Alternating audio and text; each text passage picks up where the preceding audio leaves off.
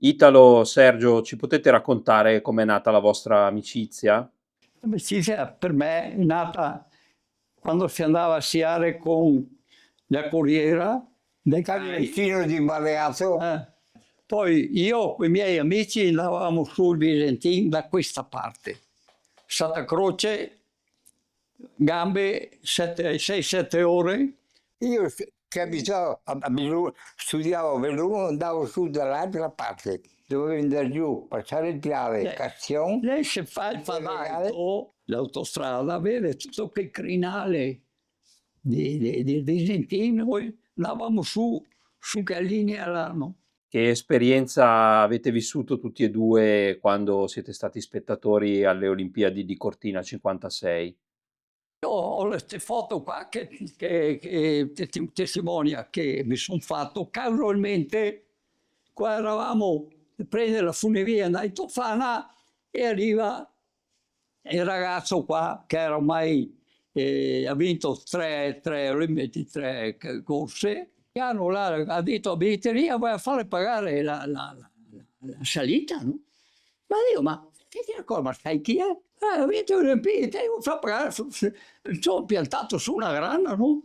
In quell'occasione era mio fratello, ho detto aspetta che ti faccio la foto. io invece sono stato una settimana, dormivo nella pensione Bernardi, ma in soffitta, perché non avevo i soldi per pagarmi la pensione. Mangiavo di giorno in soffitta senza riscaldamento con 4 coperto, sai quelle degli alpini. Il cugino della figlia della proprietaria, che era innamorata di me, la figlia, mi ha fatto presentare suo cugino, il quale mi ha accolto nella cortile servizi e mi ha fatto elettricista aggiunto. Per 8 giorni avevo una specie di giacca a vento, perché allora si sciava solo col maglione anche a vento da zero, con la scritta cortile servizi elettricista. E io avevo il pass, sono andato a vedere tutte le gare con questa distintivo, no? Se non che allo stadio del ghiaccio, nella sera di Russia-Canada, non si rompe la luce e l'organizzatore si prega l'elettricista di comparire immediatamente. Ai tempi ho girato la giacchetta, sono scappato. Questa è la mia avventura. Adesso magari vorreste tornarci insieme a quelle Cortina 2026. Magari potete lanciare un appello. Si sa, ma Organizzare qua un soggetto che deve essere portato, cioè, non anch'io. sono proprio dell'idea. Lui è l'amore, io ho la testa che mi gira anche in questo momento, però le facoltà, diciamo fa? così, intellettive ce l'ho, ma camminare no, ce la faccio più, devo andare col bastone, non vado più in montagna. Com'è cambiato il mondo dello sport, in generale e quello magari olimpico in particolare, in tutti questi anni?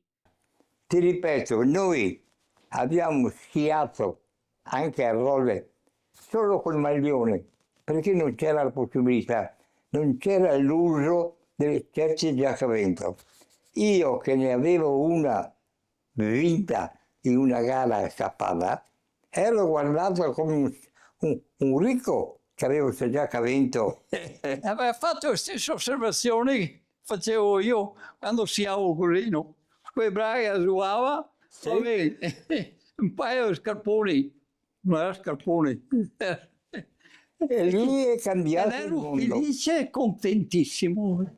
In Corso Italia le signore hanno cominciato a passeggiare in pelliccia, ma i sciatori con giacca a vento ero visto Erano i figli delle società che Finiva. facevano bene del paese.